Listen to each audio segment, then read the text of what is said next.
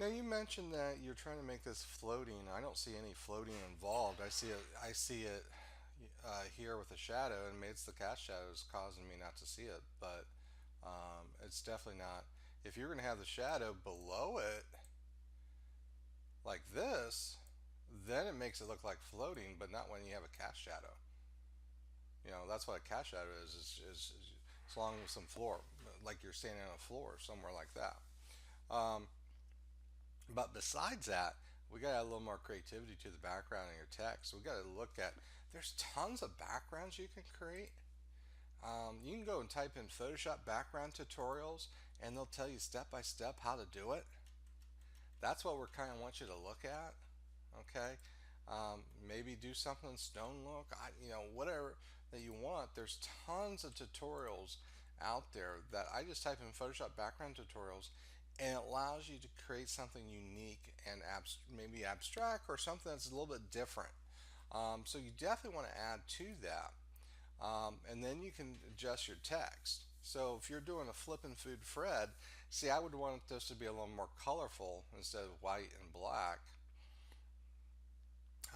And then, you know, so uh, maybe we find a different image that we could work with for the background. Let me think here. I think what we do, if you want to create a floating look, you're going to have to create a background that is like a floor. So one of the things you could do here, um, let's see here, we can create a new layer. What we'll do is create another layer above this. I'll make sure you name your layers as you go. All those default layers I grade on, so you have to name it. Um, so I'm going to do wall, Hey, floor. Okay. So one of the things we could do here is maybe we create a wood, like a wood plank floor down here at the bottom.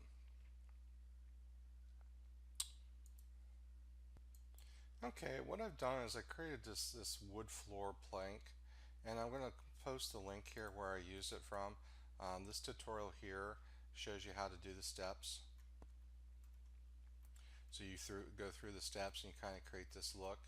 And what I've done is I just went in and created something really simple for this. Then when you bring it in, you have to create the perspective. So what you do is you go up to Edit Transform, and we do Perspective. Then I take this bottom right hand corner, just drag it out. Okay, so then it makes it look like a floor. And then what you do for the wall,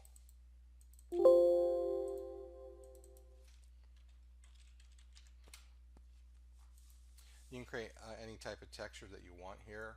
You can fill it in with a color, then add some texture if you need to.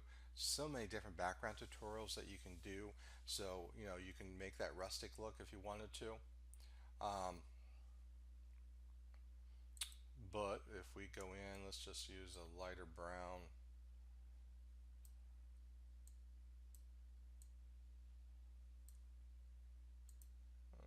Brown color. I'll probably just use white. Um, let's fill that in real quick. And then we can go up to filter, do a little texture. Let's see here, what could be a nice one to do? Maybe some fibers.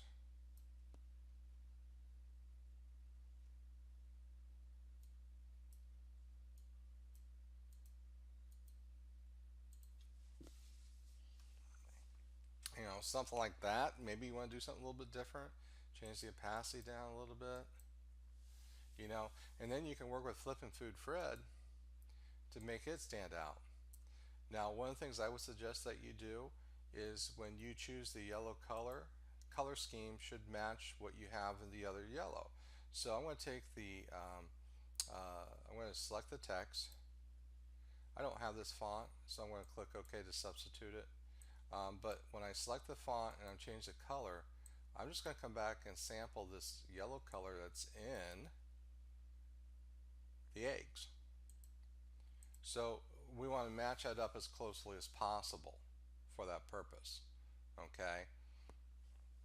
Now, with that said, I think you got to work with the flow of this.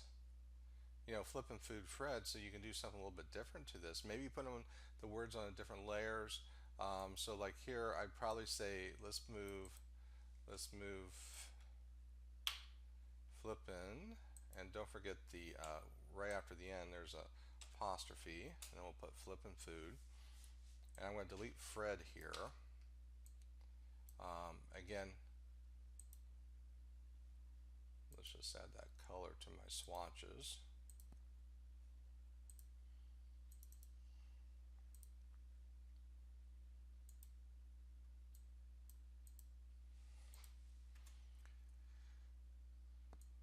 So in this case, what I'll do, there's so many different styles to work with.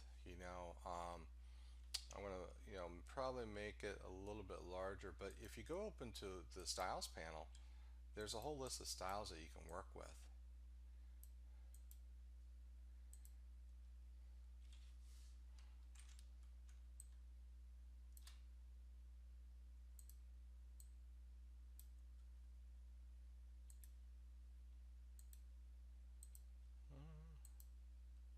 Maybe try to center as much as possible. And then what I can do is I can come down here and put in the word Fred, make that really large.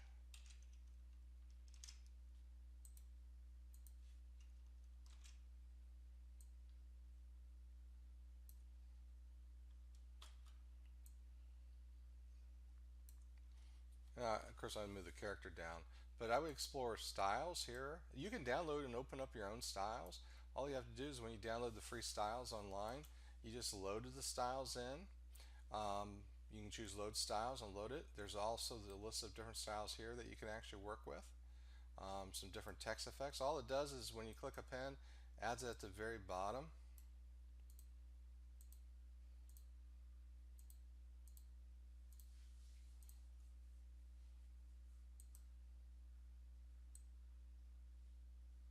Okay. Now, then once you have something like this,